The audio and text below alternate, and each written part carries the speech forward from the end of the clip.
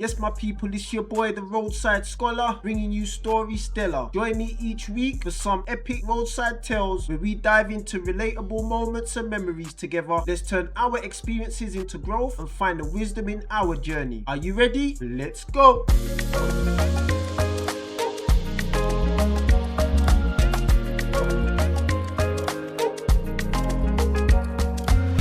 In this story, I'm going to talk about the 2 occasions I had run away from home, and I'll break these down in 2 episodes. The first occasion is when I would go to Chubby's house in Thatched House. Now, every day was a wild day.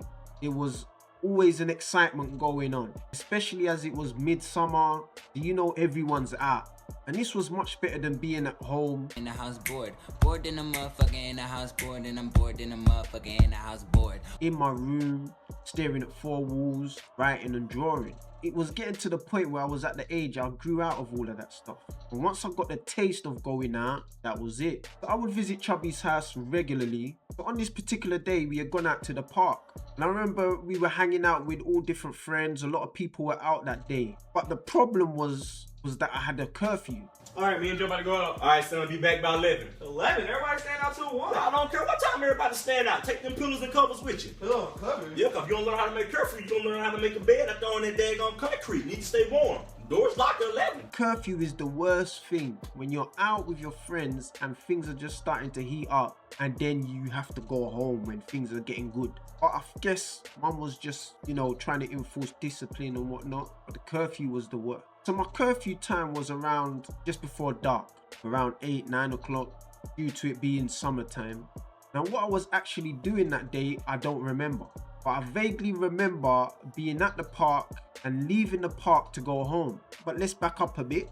In this park, I was having fun, I was excited, and that day everything was happening. And as it starts to get dark, you get a 1 or 2 people start dropping off. But at that time, the older people are more around now. And it's got to the point where I'm burst, I'm finished from the wacky backy. For me, it's like, I can't go home looking like, because mum never knew what was going on. I couldn't tell mum this, not at this moment and stage in my life. I'm too young, 12, 13. So it's a thing like, mum's eyes red.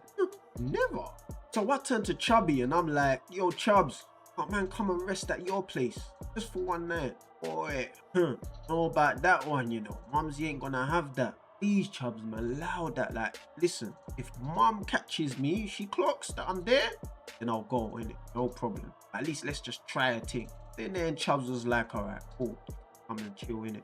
Now I'm out all night now. Now the problem is, I'm grimy. Like, it's midsummer, I'm hot and sweaty, I haven't washed, I ain't brushed my teeth, so I'm grim. And one day at Chubbs's has turned into 3 days of being grimy. And it's got to the point where I'm scared to go home now because it's 3 days gone and I don't want to see Mumsy's face right now. Cause if I see Mumsy's face, I ain't gonna have no face.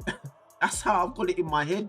Like, finished for me. Then it's got to the point now, Chubbs has had enough of, man. Chubbs is like, yo, you gotta go, man. When you plan to go back home, bruv? You know what I mean? And them are coming around the yard, they're seeing me, same clothes, you know what I mean? Looking grim. It's like, is this guy alright? Is he cool? Like, what's going on here?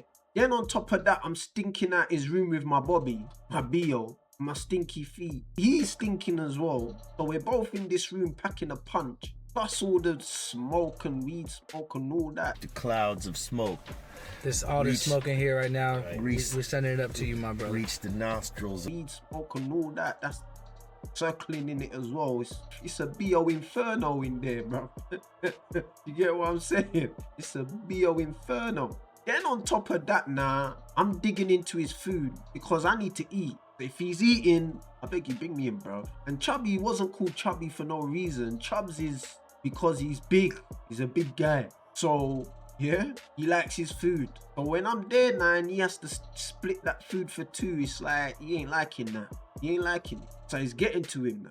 So it's getting to the 4th day now, and it's a thing where I'm contemplating the guts now to say I've got to go. Game's up, face it, simple. And I hear a knock on Chubb's door. But I'm sure, like, these ones where you get this feeling. I'm sure you've experienced this one where you get this feeling, yeah? This knock on the door is not like the knock. It's a different knock and your energy just picks it up. So normally I don't go to the door, but I've decided, let me get up and go with Chubbs to the door. Never go to the door, but I said I'm gonna go this time.